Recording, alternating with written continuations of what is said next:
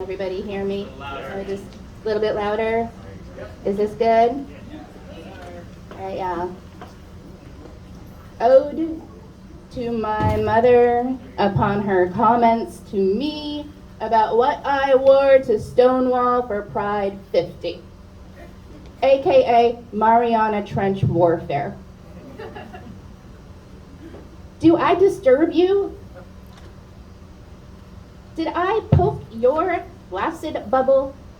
Did I stoke your flaccid trouble? Do I agitate your ego? Where did you go? Where did we go? What's the opposite of intimate? And what exactly do you intimate? I cracked my heart wide open, then you cracked my heart wide open. There are many things I say that you don't want to hear, but I had to go there for us to get here. Separated by fragile silence, forever bound by unspoken violence, under the surface, deep as a chasm, psychosomatic headaches and spasms. My heart sinks deep within me with a thirst for light it can't seem to quench. And that is how I began to see that I'm the Marianna Trench. Endless dark pressure, ugly hidden from everyone's sight, banished, sunken treasure. Truth cast me out from your light. But bioluminescence tells me I'm the sun. I've got my own damn light, enough for everyone. The ocean's big enough for me, almost as vast as your solitude. I don't need much space anyway, because I contain within me multitudes. I do miss you nonetheless. This wasn't my will but yours. I surfaced many times and it was you who shut the door. I thought your high horse was beneath you, and it really was this whole time. How fitting for a rodeo clown who proudly pantomimes. Your illusion of reality is creative, I admit, but it's toxic and demeaning. And I'm too old for this shit. I can't imagine life without you, yet all I've known is life without you. I wanted to give my daughter what I never had, a living grandparent. My God had better plans for her, a living grandparent. I don't know how to get past this with you. It's like our whole relationship's a chess game. I'm not interested in winning it. What I'm looking for is less shame. It will end as it began. You're my mother, I'm your daughter. Just remember, no matter the feelings involved, blood is always thicker than water. As long as you stay in the shallow water, though. If you go too deep, you'll implode. It takes great strength to live down in the trench. It's a dark, uninviting abode. It's a familiar comfort to me at this point. I know it like the back of my hand. It's not lavish or luxurious, but at least it's not the back of your hand. Floating in the darkness of my trench feels like rebirth. Focused on my tribe, I'm never focused on net worth.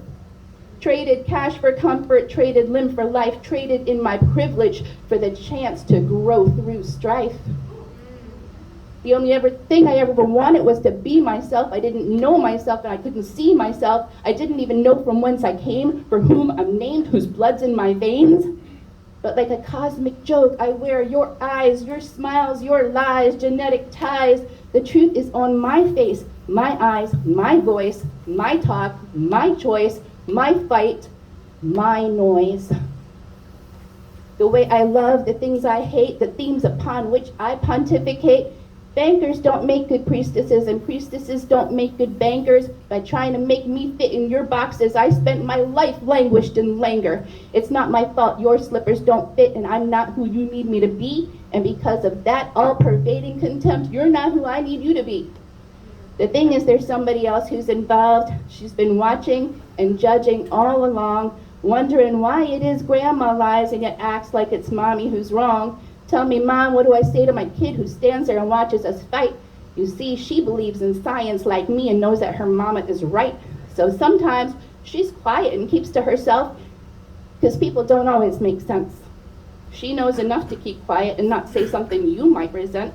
She has hope for you though, and she thinks you'll come through. And because of that, I actually have hope in you too. I learn from my girl every day she's the best. She's not afraid to confront, not afraid to contest.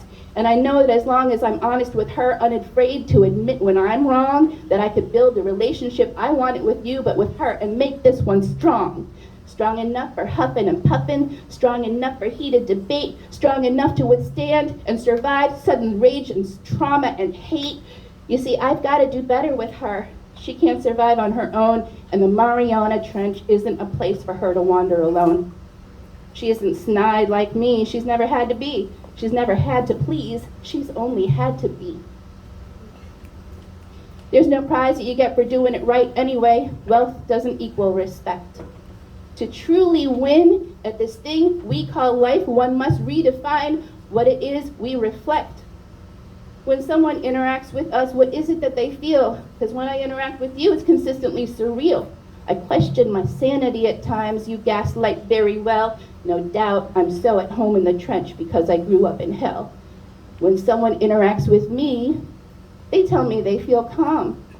It's taken me a lifetime to disarm my inner bomb. It's not a fancy business card, it's not $1 million, but it's the source of way more pride than I had when I was a baller. It's the source of way more joy than anything I could buy. It has nothing to do with what I own or I use, it has to do with what I inspire. You know, it's hard for you to get it. You're so wrapped up in rewards, and that is not what drives me, more or less it's what I ignore. I strive for something bigger than me, a connection with others around. They reach for me, I lift them up. No greater pride have I found. Shit is just shit when it sits in your house and money just ticks on a page. But the karma you build from service to others quells all that loud inner rage. It makes me hurt less when you lie. It makes me want to forgive you. This pride from rightness of living even motivates me to outlive you. I don't need the fancy jewelry. I don't need the public acclaim. The only thing I need is the look in my kid's eyes when she says my name. So we fly high, my kid and I, up in the sky, soaring on lift we generate for each other. It's not hard to do, so when you're through, if you want to groove, I can accommodate you and show you what it's like to truly mother. I could show you forgiveness you never sought, or I could sell you a bridge that you've already bought, but I'm tired, and I just want to rest. So I'll follow your lead and reflect what you shine until I get sick of wasting my time, or you actually give us your best. I've seen your best. I've seen your son. I know what you can do. I know you can actually give some shit if you really want to. You can focus on only the good. I know you can bite that tongue. I know you can see all of what I do is right, just like you see all of what I do is wrong. I cannot seem to end this poem. Try as I might, it just grows surfeit and surplus. I just wanted to let you know how I feel and how I wish that things were different with us. And then if you think you could be sincere with me, I'd be grateful to stop this ruse. For as you can see, you're not only my mom, you're my last remaining muse.